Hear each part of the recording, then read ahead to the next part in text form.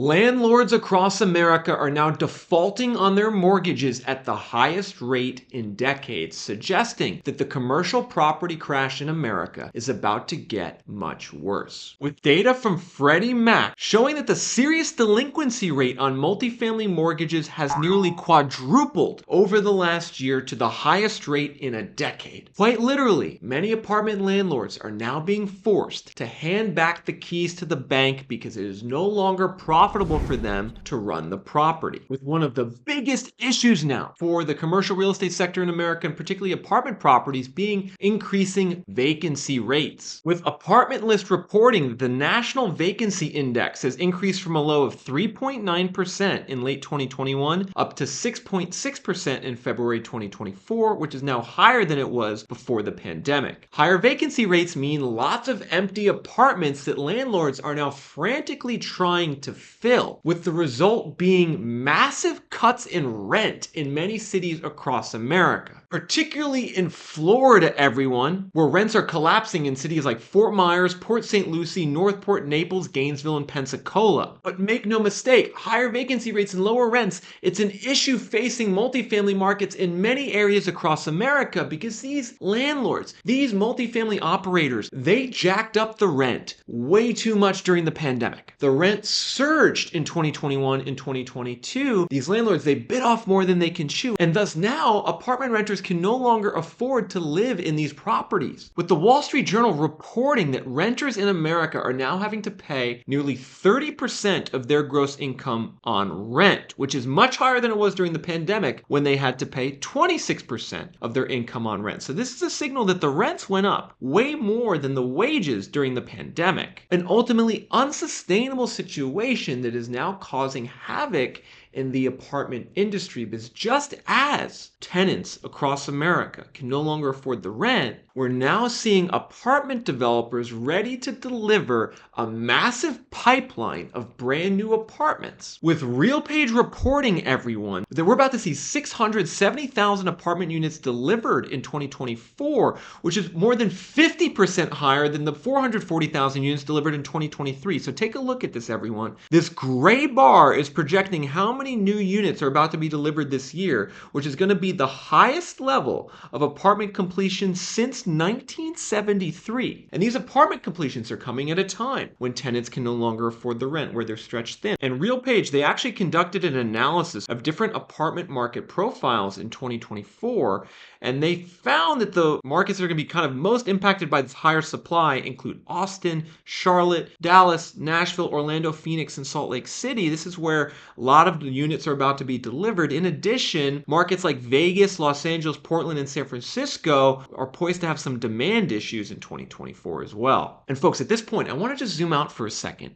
and let you know that what we're seeing right now in the apartment market, in the commercial real estate market overall, is historically unprecedented, everyone. The fact that after, 5 to 10 years of artificially suppressed interest rates and sky-high apartment demand and limited building, the fact that we're seeing all of these things now shift into the opposite direction suggests that not only could we see problems in the apartment market, that we also could be seeing problems in the broader economy in America as well. Because the history of the apartment and housing cycle tends to be very correlated with where the economy is heading into the future. And to understand this, I want you guys to look at this graph, which tracks the amount of privately owned housing units under construction actively in America. And you can see right now we have 1.6 million housing units actively under construction, which includes both apartments and single-family homes. You can see that this is a near record number of units under construction, even higher than we saw at the peak in 06. But really what I want you to pay attention to is the timing of the peaks of residential construction in America with recessions. The gray bars here on the graph. What do you notice, everyone, is that we tend to hit a peak in housing construction right before the recession, maybe about 6 months before the recession, like in 1973, or maybe about a year and a half before the recession, like in 1978, or maybe about 3 years before the recession, like in 1986, or maybe about 1.5 years before the recession in '06. You can see that pretty much every time we reach this peak in construction, there's an economic downturn shortly thereafter, suggesting to me that if we actually start to see the housing units under construction go down over the next year due to oversupply, due to high interest rates, it could be the sign that this recession that everyone has been waiting for could be on the horizon. Now, the other reason that this is really relevant to a lot of you out there is because the distress we're seeing, the headwinds that these landlords are facing right now, are likely to cause rents to drop by more into the future. Because many apartment landlords in America are currently converting into a mindset that prioritizes what's called heads in beds. Heads in beds means that landlords are now focusing more on maintaining occupancy and avoiding vacancy than they are increasing rent. And the reason they're doing that is because of those skyrocketing mortgage defaults and delinquencies. A lot of these landlords, they're on the verge of defaulting on their mortgage, or they might already be in default. So in that situation, they would rather prioritize just filling as many units as possible, even if it means cutting the rent. And folks, so let's just analyze here. What are the markets where the rents are going down the most right now? Well, I talked about earlier, it's a lot of Florida. Like in Fort Myers, the apartment rents are down 12% year over year. In Port St. Lucie, they're down 8% year over year, which are big drops for just 1 year, everyone. But we can also see in a market like Huntsville, Alabama, the rents are down 7%. In Austin, Texas, they're down 7%. In Waco and Corpus Christi, Texas, they're down 5%. In Atlanta, they're down 5%. In Boise, they're down 5%. In Raleigh, they're down 4% year over year. And so the definite trend that we're seeing regionally is that the rents are going down fastest in the Sun Belt in America. In states like Texas and Florida and Tennessee and North Carolina, these are the areas that boomed the most in 2021 and 2022, where all the people moved in and the landlords increased the rent the most back then. Well, now the landlords are cutting the rent fastest in those markets. So it's a big reversal, actually. It's kind of the correction that I've been calling for a lot over the last 1 to 2 years. It's happening in these markets right now. Whereas, interestingly, if we scroll down this list and look at the markets where rents are still going up, what do we see? Well, we see rents are still going up in Connecticut and Alaska and Virginia and Kentucky. We can see rents are still going up in a market like Milwaukee, Wisconsin, where rents are up 4% year over year, or Hartford, Connecticut, where rents are up 3.7%, or Providence, Rhode Island, or Louisville, Kentucky, or Washington, D.C., or Chicago, where rents are up 2.7%. And so the rents are still going up in what's called the Rust Belt in America. The areas actually where lots of people left during the pandemic. Well, maybe some people are moving back in, and maybe there isn't as much new apartment construction, and so the rents are still rising in these locations. And folks, I can tell you just from personal experience living here in Nashville, Tennessee, that the local apartment market surrounding where I live, it is crashing.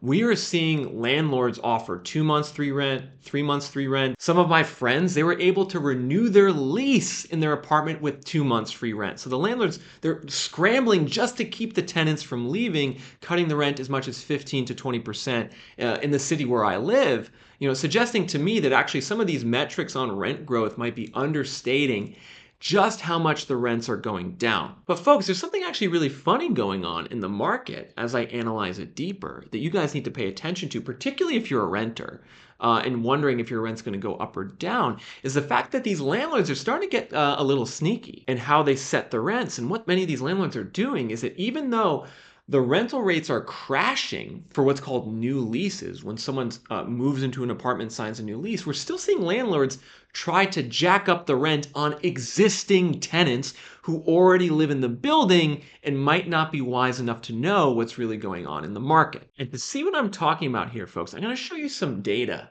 from Invitation Homes, who is the largest landlord in America. They're the largest single-family landlord. So Invitation Homes owns about 85,000 single-family houses. So they actually don't do apartments.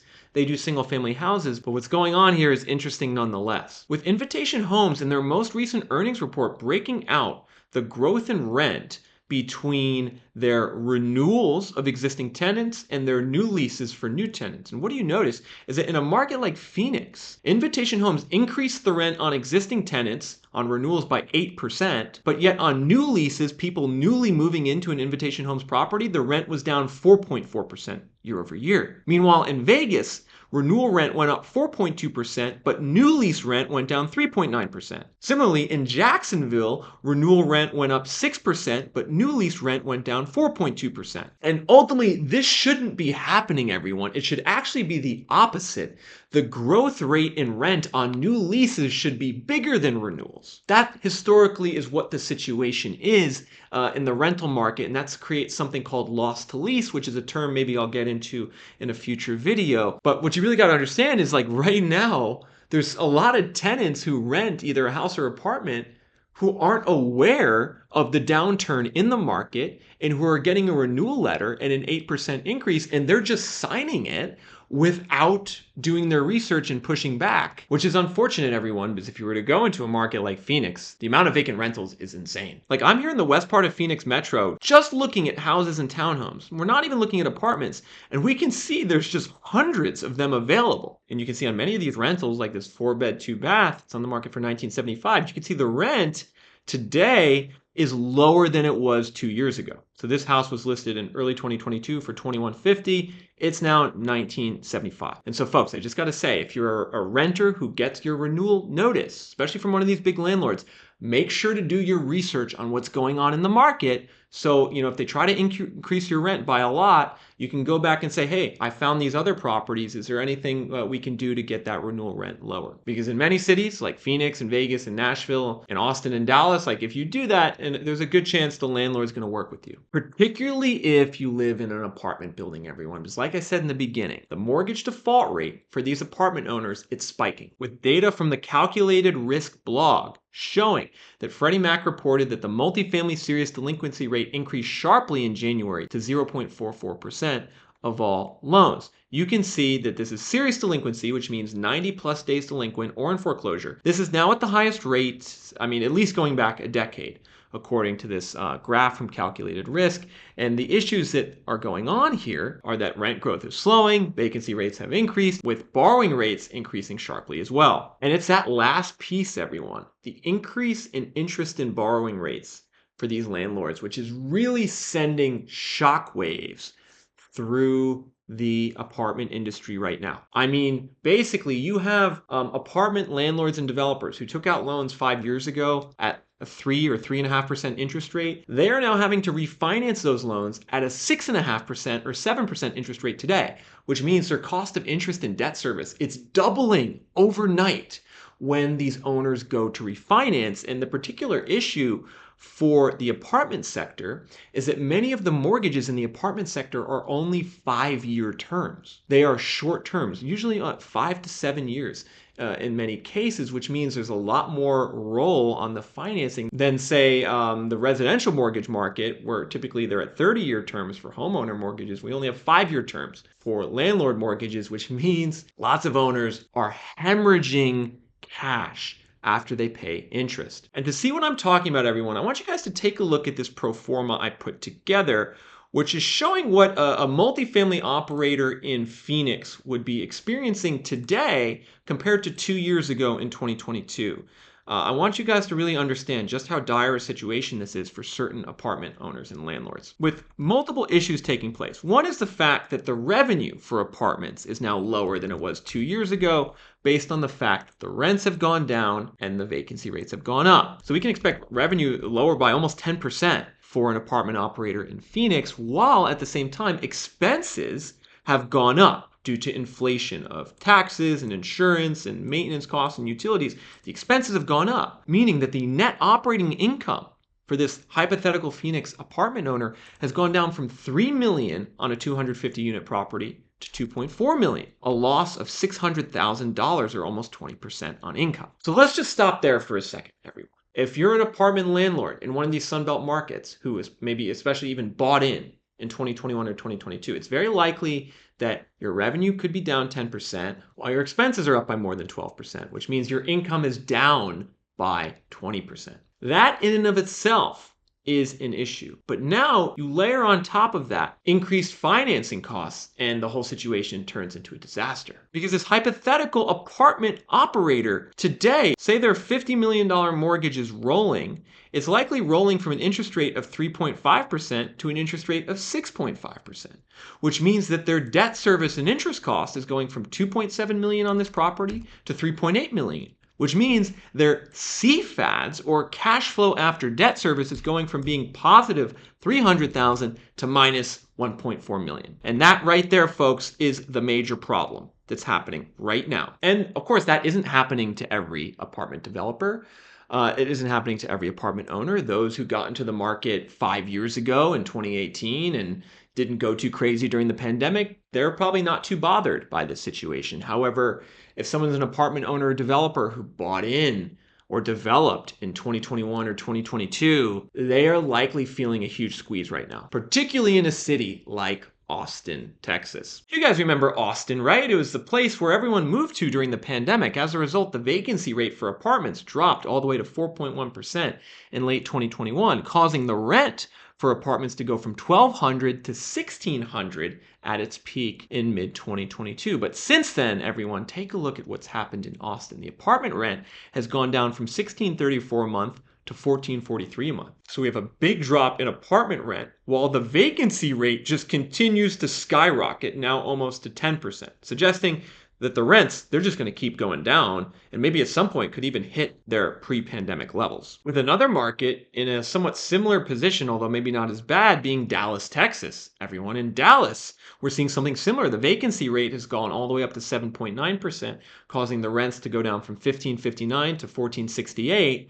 Very likely that these apartment rents in Dallas continue to drop. What about in Jacksonville, everyone? The apartment rent in Jacksonville has gone down from $1,500 to $1,376. The vacancy rate's up to 6.7%, highest level in over 5 years, suggesting rents in Jacksonville are likely to drop more into the future. And so, folks, if you're a real estate investor trying to navigate this market of declining rents, increasing vacancies, higher interest rates, and you still want to get into the market, I think it's important. You got to look at the data and the fundamentals. Particularly, I'm looking for markets that are more fundamentally stable and supported. And me personally, I'm going to shy away from zip codes and areas that have a high rental burden ratio. And what I mean by rental burden ratio is looking at the rent as a percentage of income.